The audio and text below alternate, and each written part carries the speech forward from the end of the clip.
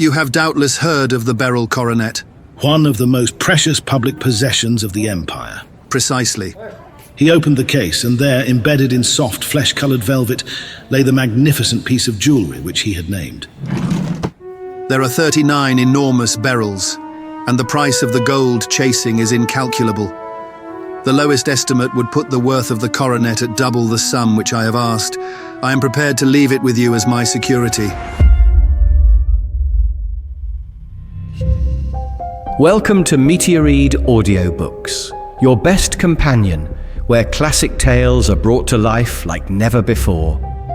Prepare for suspense with The Adventure of the Beryl Coronet, a dazzling mystery by Sir Arthur Conan Doyle, first published in 1892. When a priceless coronet studded with rare beryls is entrusted to a banker, only for him to discover it damaged and partly stolen, panic ensues. Sherlock Holmes is called in to investigate, and he uncovers a tangled web of betrayal, greed, and family secrets. Imagine a Netflix show without the visuals. Now, dim the lights, settle in, and let the mystery sweep you off your feet. The truth awaits.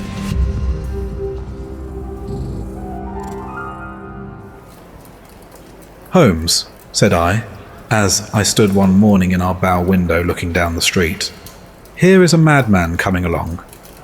It seems rather sad that his relatives should allow him to come out alone." My friend rose lazily from his armchair and stood with his hands in the pockets of his dressing gown, looking over my shoulder. It was a bright, crisp February morning, and the snow of the day before still lay deep upon the ground, shimmering brightly in the wintry sun.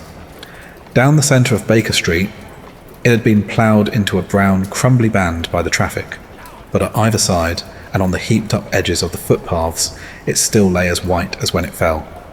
The grey pavement had been cleaned and scraped, but was still dangerously slippery, so that there were fewer passengers than usual. Indeed, from the direction of the Metropolitan Station, no one was coming save the single gentleman whose eccentric conduct had drawn my attention. He was a man of about 50, tall, portly, and imposing, with a massive, strongly marked face and a commanding figure. He was dressed in a sombre yet rich style, in black frock coat, shining hat, neat brown gaiters, and well-cut pearl grey trousers. Yet his actions were in absurd contrast to the dignity of his dress and features, for he was running hard, with occasional little springs, such as a weary man gives who is little accustomed to set any tax upon his legs. As he ran, he jerked his hands up and down, waggled his head, and writhed his face into the most extraordinary contortions. What on earth can be the matter with him? He is looking up at the numbers of the houses. "I believe that he is coming here," said Holmes, rubbing his hands. "Here?" "Yes. I rather think he is coming to consult me professionally. I think that I recognize the symptoms. Ha! Did I not tell you?" As he spoke, the man, puffing and blowing, rushed at our door and pulled at our bell until the whole house resounded with the clanging. A few moments later, he was in our room, still puffing, still gesticulating, but with so fixed a look of grief and despair in his eyes that our smiles were turned in an instant to horror and pity. For a while, he could not get his words out, but swayed his body and plucked at his hair like one who has been driven to the extreme limits of his reason. Then, suddenly springing to his feet, he beat his head against the wall with such force that we both rushed upon him and tore him away to the centre of the room. Sherlock Holmes pushed him down into the easy chair and, sitting beside him, patted his hand and chatted with him in the easy, soothing tones which he knew so well how to employ. "You have come to me to tell your story, have you not? You are fatigued with your haste. Pray wait until you have recovered yourself, and then I shall be most happy to look into any little problem which you may submit to me." The man sat for a minute or more with a heaving chest, fighting against his emotion. Then he passed his handkerchief over his brow, set his lips tight, and turned his face towards us. No doubt you think me mad. I see that you have had some great trouble. God knows I have, and a trouble which is enough to unseat my reason, so sudden and so terrible is it. Public disgrace I might have faced, although I am a man whose character has never yet borne a stain. Private affliction also is the lot of every man. But the two coming together, and in so frightful a form, have been enough to shake my very soul. Besides, it is not I alone. The very noblest in the land may suffer unless some way be found out of this horrible affair. Pray compose yourself, sir, and let me have a clear account of who you are and what it is that has befallen you. My name, answered our visitor, is probably familiar to your ears. I am Alexander Holder of the banking firm of Holder and Stevenson of Threadneedle Street. The name was indeed well known to us as belonging to the senior partner in the second largest private banking concern in the City of London. What could have happened then to bring one of the foremost citizens of London to this most pitiable pass? We waited, all curiosity, until with another effort he braced himself to tell his story. I feel that time is of value. That is why I hastened here when the police inspector suggested that I should secure your cooperation. I came to Baker Street by the Underground and hurried from there on foot, for the cabs go slowly through this snow. That is why I was so out of breath, for I am a man who takes very little exercise. I feel better now, and I will put the facts before you as shortly and yet as clearly as I can.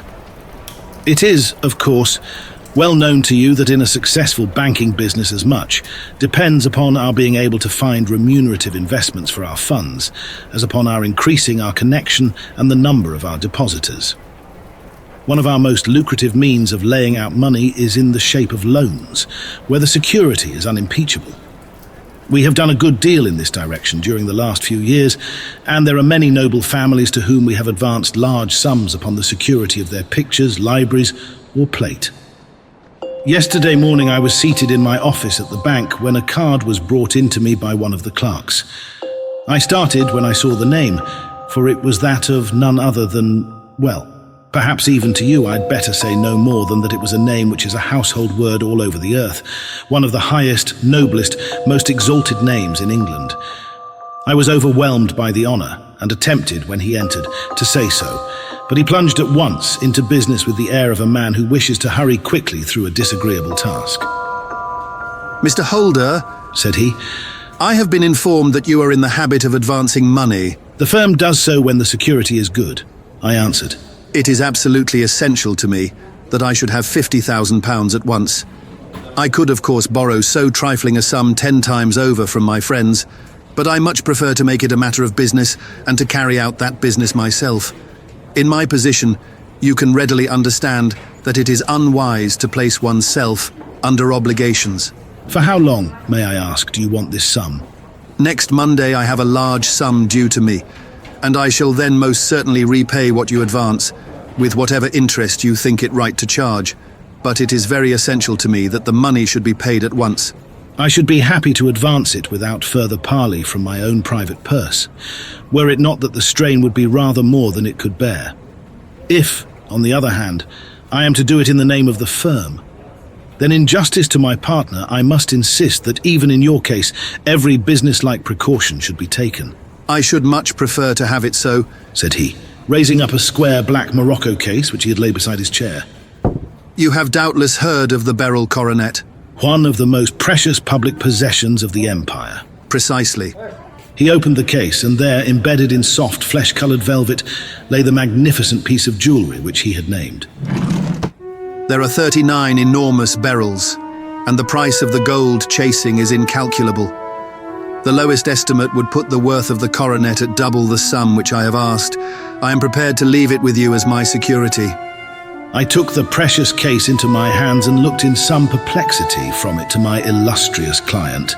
You doubt its value? Not at all. I only doubt the propriety of my leaving it. You may set your mind at rest about that. I should not dream of doing so, were it not absolutely certain that I should be able in 4 days to reclaim it. It is a pure matter of form. Is the security sufficient? Ample. You understand, Mr. Holder, that I am giving you a strong proof of the confidence which I have in you, founded upon all that I have heard of you. I rely upon you not only to be discreet and to refrain from all gossip upon the matter, but above all, to preserve this coronet with every possible precaution, because I need not say that a great public scandal would be caused if any harm were to befall it.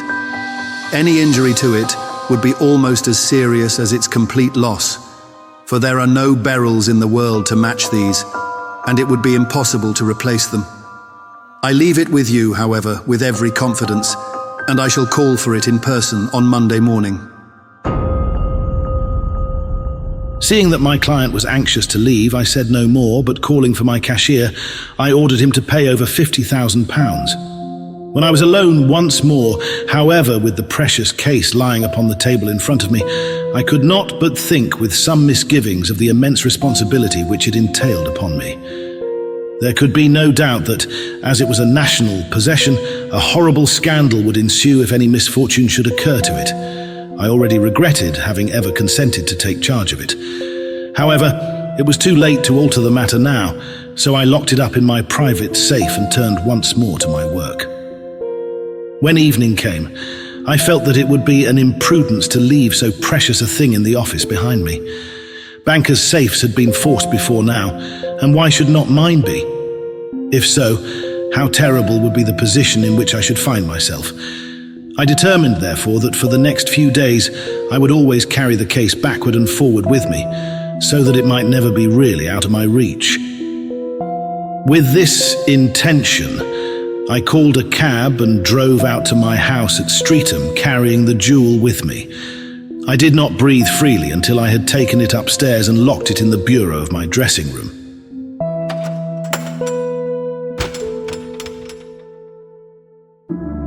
And now, a word as to my household, Mr. Holmes, for I wish you to thoroughly understand the situation. My groom and my page sleep out of the house and may be set aside altogether. I have 3 maidservants who have been with me a number of years and whose absolute reliability is quite above suspicion. Another, Lucy Parr, the second waiting maid, has only been in my service a few months. She came with an excellent character, however, and has always given me satisfaction. She is a very pretty girl and has attracted admirers who have occasionally hung about the place. That is the only drawback which we have found to her, but we believe her to be a thoroughly good girl in every way. So much for the servants. My family itself is so small that it will not take me long to describe it. I am a widower and have an only son, Arthur. He has been a disappointment to me, Mr. Holmes. A grievous disappointment. I have no doubt that I am myself to blame. People tell me that I have spoiled him. Very likely I have. When my dear wife died, I felt that he was all I had to love. I could not bear to see the smile fade even for a moment from his face. I have never denied him a wish. Perhaps it would have been better for both of us had I been sterner, but I meant it for the best. It was naturally my intention that he should succeed me in my business, but he was not of a business turn. He was wild, wayward, and to speak the truth, I could not trust him in the handling of large sums of money. When he was young, he became a member of an aristocratic club, and there, having charming manners, he was soon the intimate of a number of men with long purses and expensive habits. He learned to play heavily at cards and to squander money on the turf, until he had again and again to come to me and implore me to give him an advance upon his allowance that he might settle his debts of honor. He tried more than once to break away from the dangerous company which he was keeping, but each time the influence of his friend Sir George Burnwell was enough to draw him back again. And indeed I could not wonder that such a man as Sir George Burnwell should gain an influence over him, for he has frequently brought him to my house, and I found myself that I could hardly resist the fascination of his manner. He is older than Arthur, a man of the world to his fingertips, one who had been everywhere, seen everything, a brilliant talker, and a man of great personal beauty. Yet when I think of him in cold blood, far away from the glamour of his presence, I am convinced from his cynical speech and the look which I have caught in his eyes that he is one who should be deeply distrusted. So I think, and so too thinks my little Mary, who has a woman's quick insight into character. and now there is only she to be described. She is my niece, but when my brother died 5 years ago and left her alone in the world, I adopted her and have looked upon her ever since as my daughter. She is a sunbeam in my house, sweet, loving, beautiful, a wonderful manager and housekeeper, yet as tender and quiet and gentle as a woman could be. She is my right hand. I do not know what I could do without her. In only one matter has she ever gone against my wishes.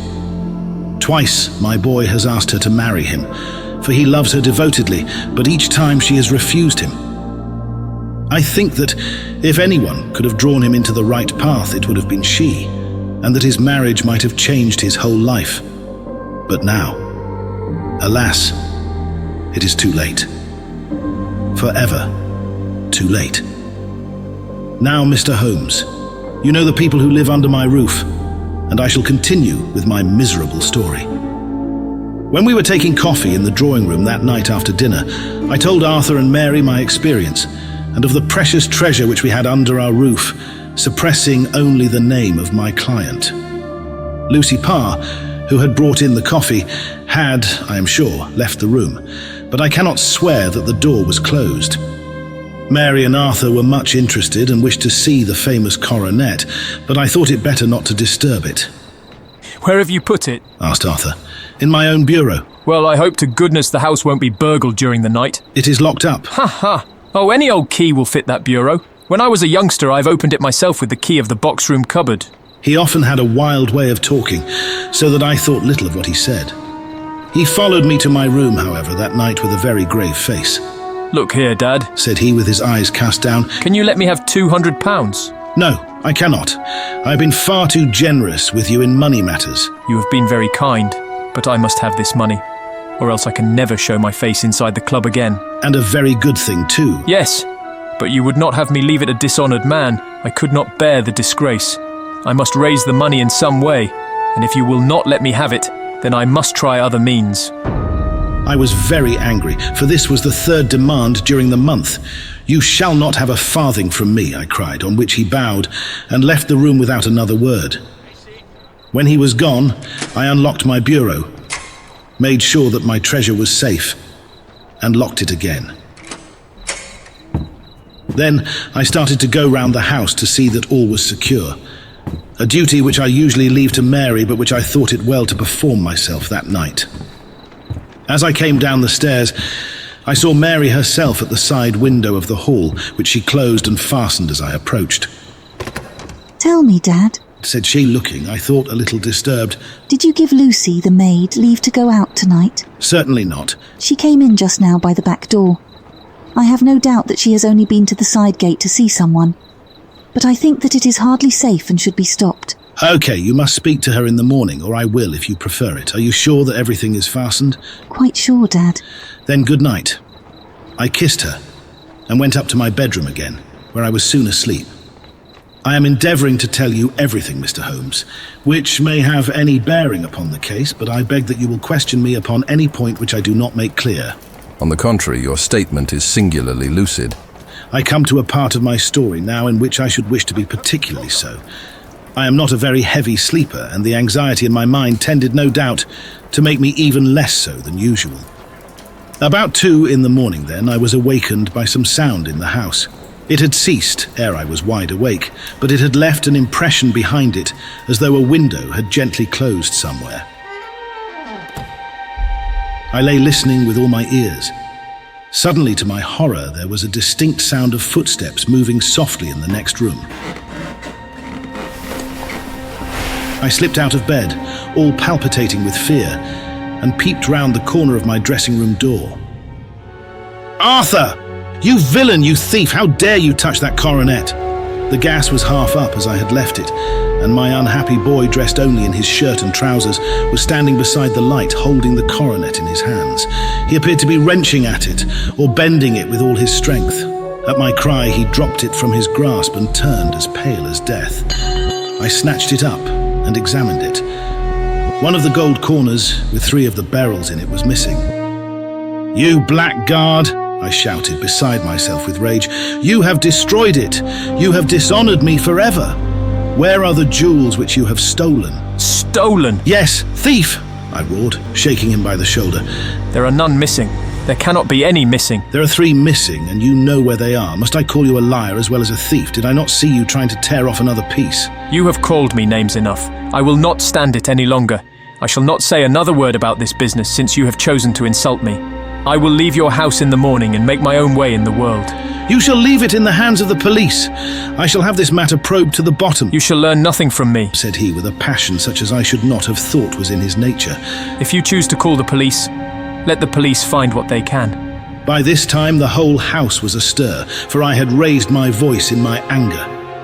Mary was the first to rush into my room, and at the sight of the coronet and of Arthur's face, she read the whole story, and, with a scream, fell down senseless on the ground.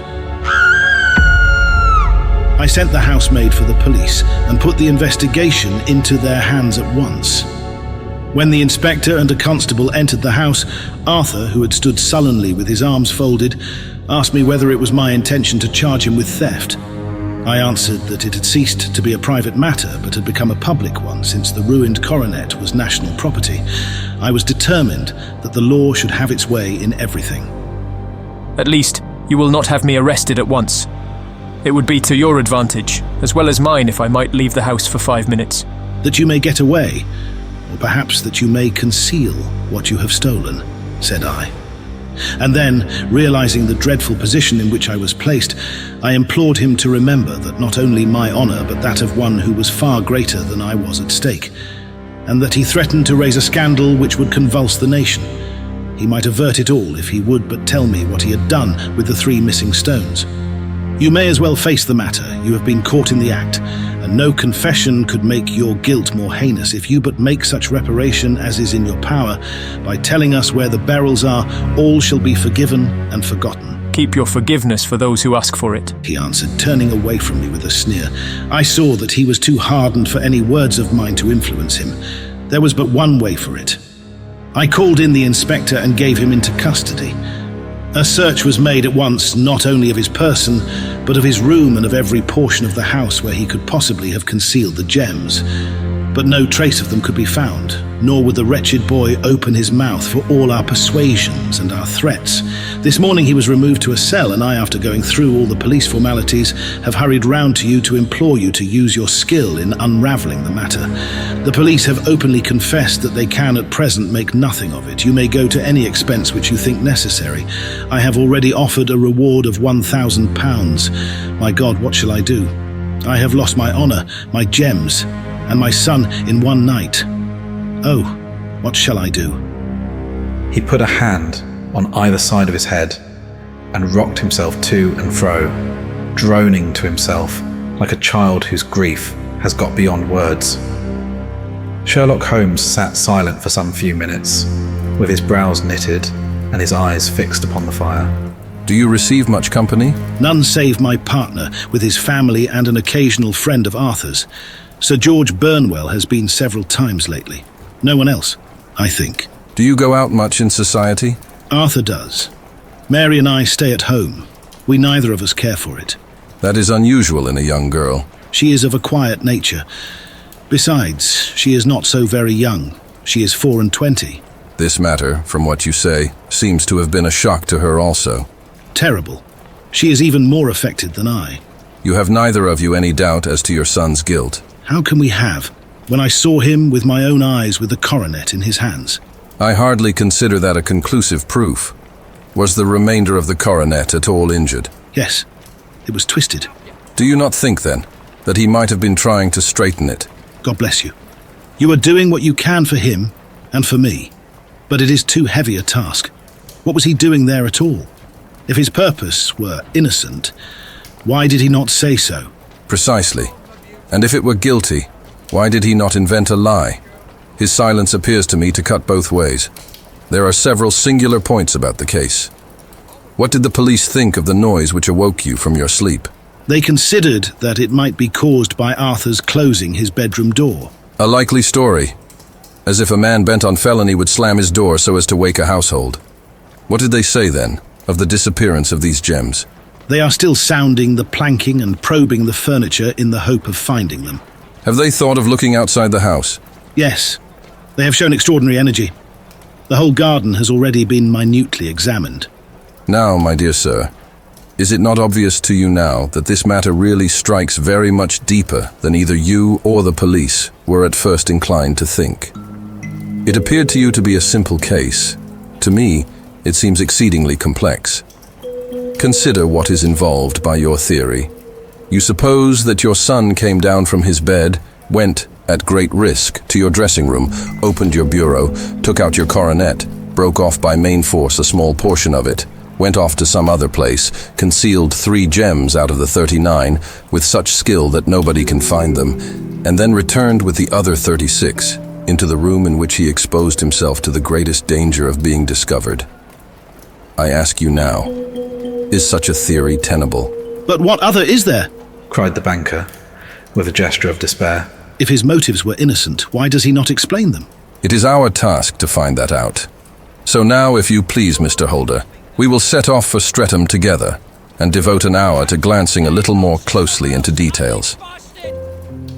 My friend insisted upon my accompanying them in their expedition, which I was eager enough to do, for my curiosity and sympathy were deeply stirred by the story to which we had listened. I confess that the guilt of the banker's son appeared to me to be as obvious as it did to his unhappy father, but still, I had such faith in Holmes's judgment that I felt that there must be some grounds for hope, as long as he was dissatisfied with the accepted explanation. He hardly spoke a word the whole way out to the southern suburb, but sat with his chin upon his breast and his hat drawn over his eyes, sunk in the deepest thought. Hey, you still there? Sorry for jumping in while you're listening. Just wanted to quickly mention that we publish stories like this every Sunday. If you're enjoying it, consider subscribing for more. Happy listening. Our client appeared to have taken fresh heart at the little glimpse of hope which had been presented to him, and he even broke into a desultory chat with me over his business affairs. A short railway journey and a shorter walk brought us to Fairbank, the modest residence of the great financier. Fairbank was a good-sized square house of white stone, standing back a little from the road. A double carriage sweep with a snow-clad lawn stretched down in front 2 large iron gates which closed the entrance. On the right side was a small wooden thicket, which led into a narrow path between 2 neat hedges stretching from the road to the kitchen door and forming the tradesman's entrance. On the left ran a lane which led to the stables, and was not itself within the grounds at all, being a public, though little used, thoroughfare. Holmes left us standing at the door and walked slowly all round the house, across the front, down the tradesman's path, and so round by the garden behind into the stable lane. So long was he that Mr. Holder and I went into the dining room and waited by the fire until he should return. We were sitting there in silence when the door opened and a young lady came in. She was rather above the middle height, slim, with dark hair and eyes, which seemed the darker against the absolute pallor of her skin. I do not think that I have ever seen such deadly paleness in a woman's face. Her lips, too, were bloodless, but her eyes were flushed with crying. As she swept silently into the room, she impressed me with a greater sense of grief than the banker had done in the morning, and it was the more striking in her as she was evidently a woman of strong character, with immense capacity for self-restraint. Disregarding my presence, she went straight to her uncle and passed her hand over his head with a sweet, womanly caress. You have given orders that Arthur should be liberated, have you not, Dad? No, my girl. The matter must be probed to the bottom. But I am so sure that he is innocent. You know what woman's instincts are. I know that he has done no harm, and that you will be sorry for having acted so harshly. Why is he silent then, if he is innocent? Who knows? Perhaps because he was so angry that you should suspect him. How could I help suspecting him when I actually saw him with the coronet in his hand? Oh, but he had only picked it up to look at it. do take my word for it that he is innocent, let the matter drop and say no more. It is so dreadful to think of our dear Arthur in a prison. I shall never let it drop until the gems are found. Never, Mary. Your affection for Arthur blinds you as to the awful consequences to me. Far from hushing the thing up, I have brought a gentleman down from London to inquire more deeply into it. This gentleman? She asked, facing round to me. No, his friend. He wished us to leave him alone. He is round in the stable lane now. She raised her dark eyebrows. The stable lane? What can he hope to find there? Ah, this, I suppose, is he. I trust, sir, that you will succeed in proving what I feel sure is the truth, that my cousin Arthur is innocent of this crime. I fully share your opinion, and I trust with you that we may prove it, returned Holmes, going back to the mat to knock the snow from his shoes. I believe I have the honor of addressing Miss Mary Holder. Might I ask you a question or two? Pray do, sir, if it may help to clear this horrible affair up. You heard nothing yourself last night? Nothing, until my uncle here began to speak loudly. I heard that, and I came down. You shut up the windows and doors the night before. Did you fasten all the windows? Yes. Were they all fastened this morning? Yes. You have a maid who has a sweetheart. I think that you remarked to your uncle last night that she had been out to see him. Yes, and she was the girl who waited in the drawing room, and who may have heard Uncle's remarks about the coronet. I see. You infer that she may have gone out to tell her sweetheart, and that the two may have planned the robbery. But what is the good of all these vague theories, when I have told you that I saw Arthur with the coronet in his hands? Wait a little, Mr. Holder. We must come back to that. About this girl, Miss Holder. You saw her return by the kitchen door, I presume? Yes. When I went to see if the door was fastened for the night, I met her slipping in. I saw the man, too, in the gloom. Do you know him? Oh, yes. He is the greengrocer who brings our vegetables round. His name is Francis Prosper. He stood to the left of the door. That is to say, farther up the path than is necessary to reach the door. Yes, he did. And he is a man with a wooden leg. Something like fear sprang up in the young lady's expressive black eyes. Why, you are like a magician. How do you know that? She smiled, but there was no answering smile in Holmes' thin, eager face. I should be very glad now to go upstairs. I shall probably wish to go over the outside of the house again. Perhaps I had better take a look at the lower windows before I go up. He walked swiftly round from one to the other, pausing only at the large one, which looked from the hall onto the stable lane. This he opened and made a very careful examination of the sill with his powerful magnifying lens. "Now we shall go upstairs," said he at last. The banker's dressing room was a plainly furnished little chamber with a grey carpet, a large bureau, and a long mirror. Holmes went to the bureau first and looked hard at the lock. Which key was used to open it? That which my son himself indicated, that of the cupboard of the lumber room. Have you it here? That is it on the dressing table. Sherlock Holmes took it up and opened the bureau. It is a noiseless lock. It is no wonder that it did not wake you. This case, I presume, contains the coronet. We must have a look at it. He opened the case, and taking out the diadem, he laid it upon the table.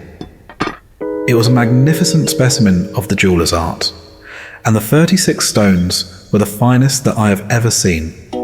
At one side of the coronet was a cracked edge, where a corner holding 3 gems had been torn away.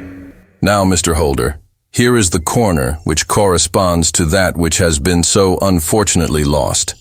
Might I beg that you will break it off?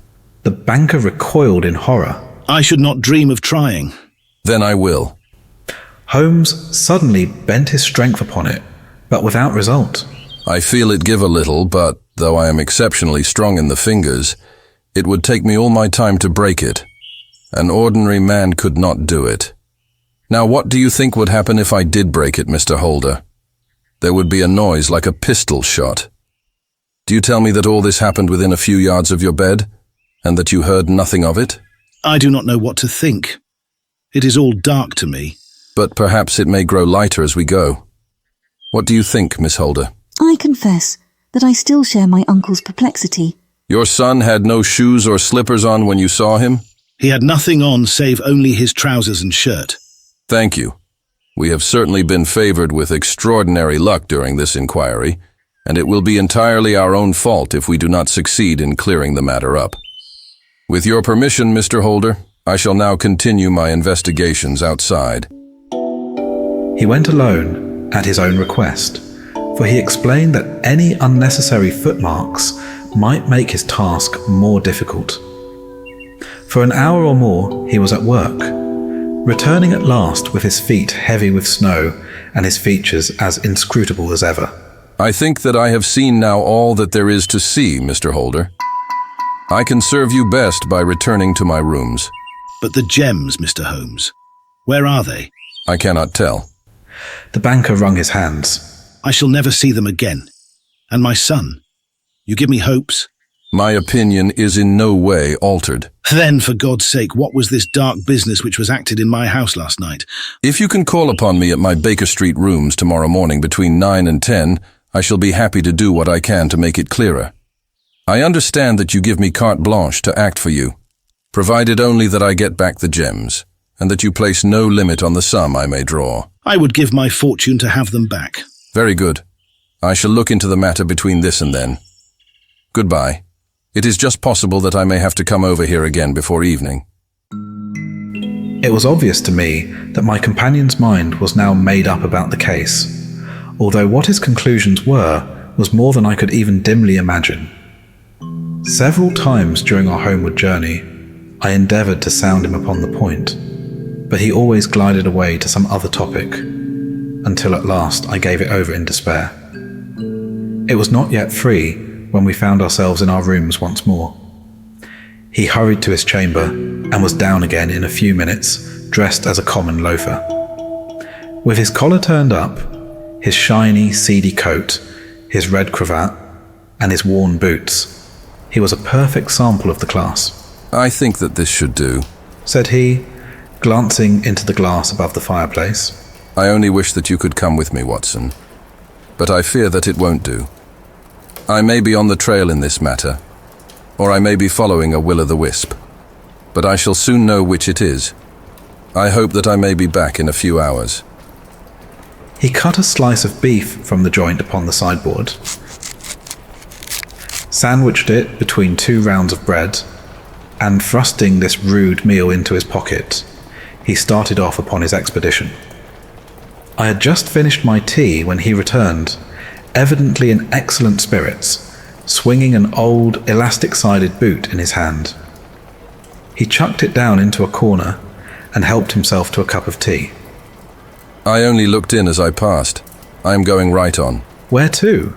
Oh, to the other side of the West End. It may be some time before I get back. Don't wait up for me in case I should be late. How are you getting on? Oh, so. Nothing to complain of. I have been out to Streatham since I saw you last, but I did not call at the house. It is a very sweet little problem, and I would not have missed it for a good deal. However, I must not sit gossiping here, but must get these disreputable clothes off and return to my highly respectable self.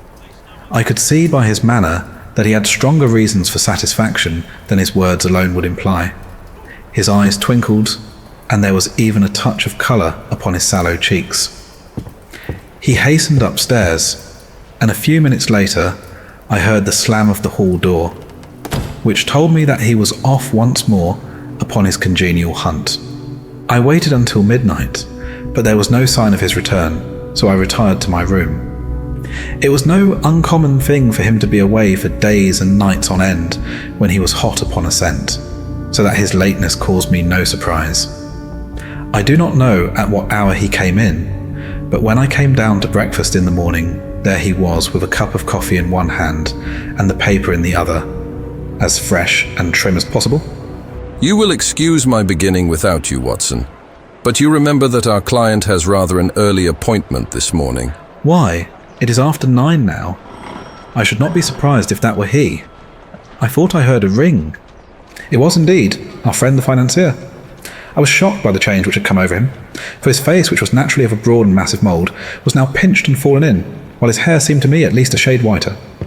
He entered with a weariness and lethargy which was even more painful than his violence of the morning before, and he dropped heavily into the armchair, which I pushed forward for him.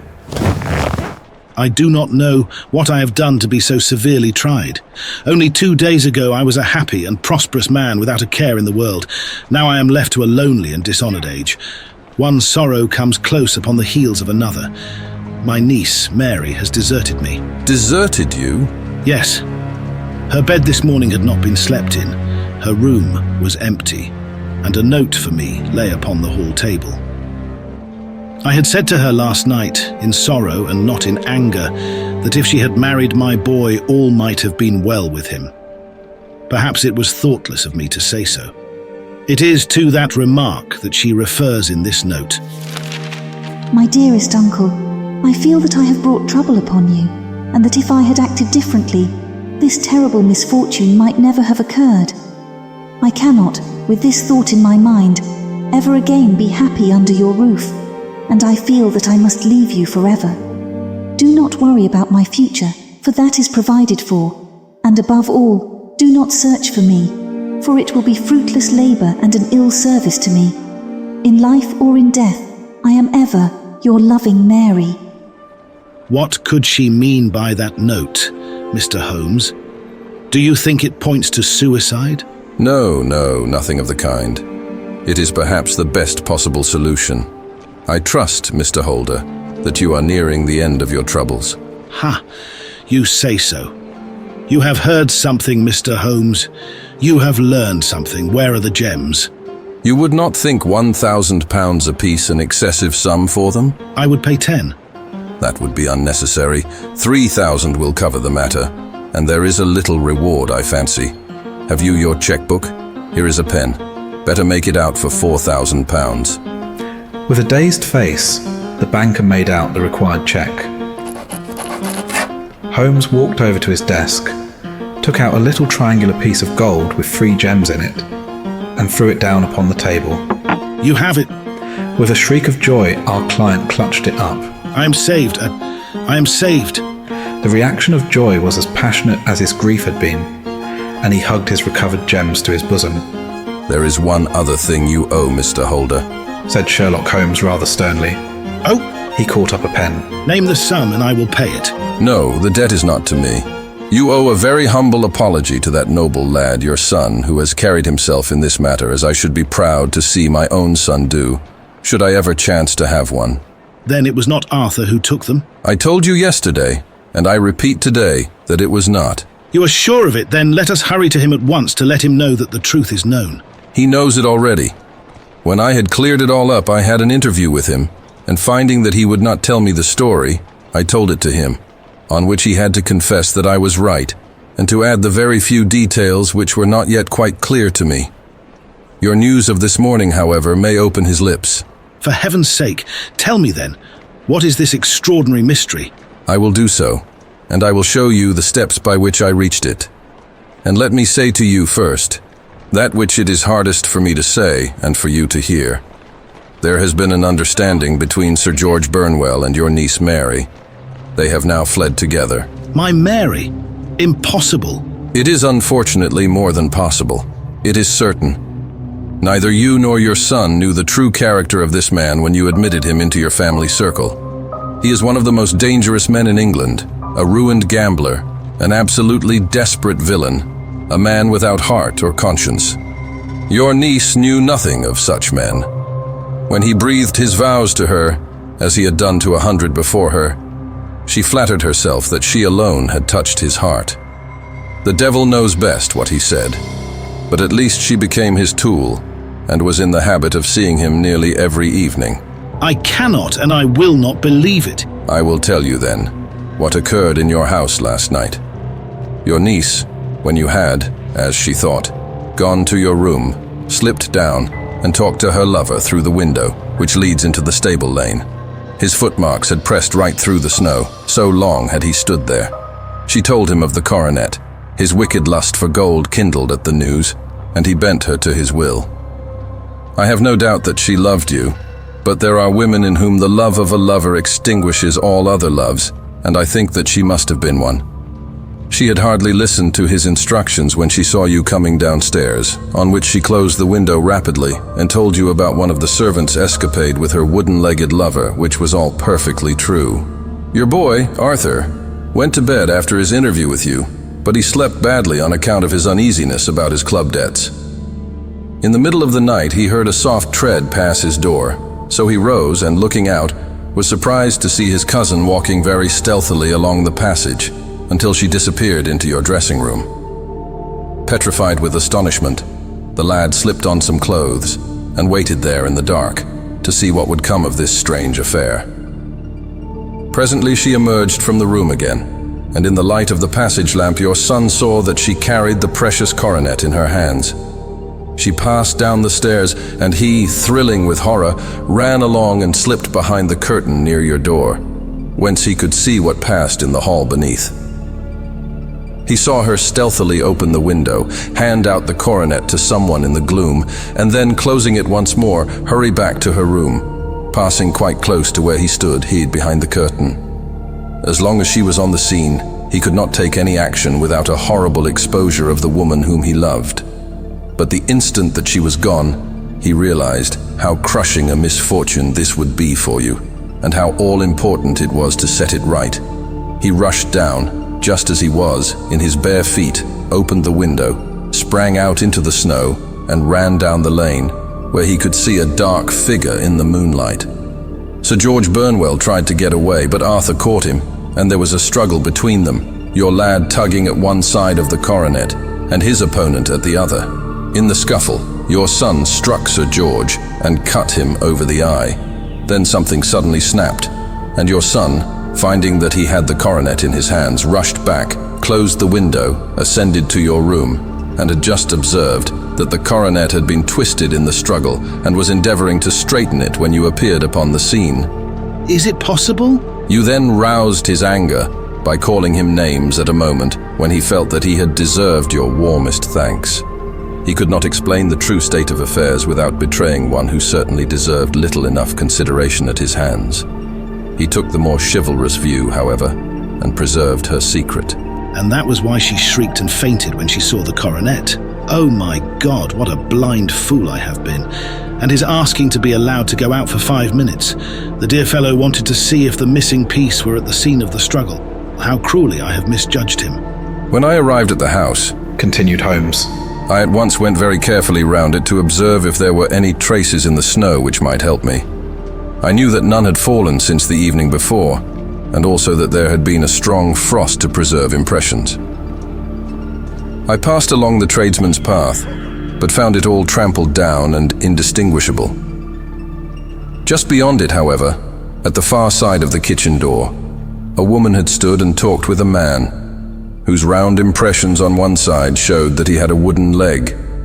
I could even tell that they had been disturbed, for the woman had run back swiftly to the door, as was shown by the deep toe and light heel marks, while wooden leg had waited a little and then had gone away. I thought at the time that this might be the maid and her sweetheart, of whom you had already spoken to me, and inquiry showed it was so. I passed round the garden without seeing anything more than random tracks, which I took to be the police. But when I got into the stable lane, a very long and complex story was written in the snow in front of me. There was a double line of tracks of a booted man, and a second double line which I saw with delight belonged to a man with naked feet. I was at once convinced from what you had told me that the latter was your son.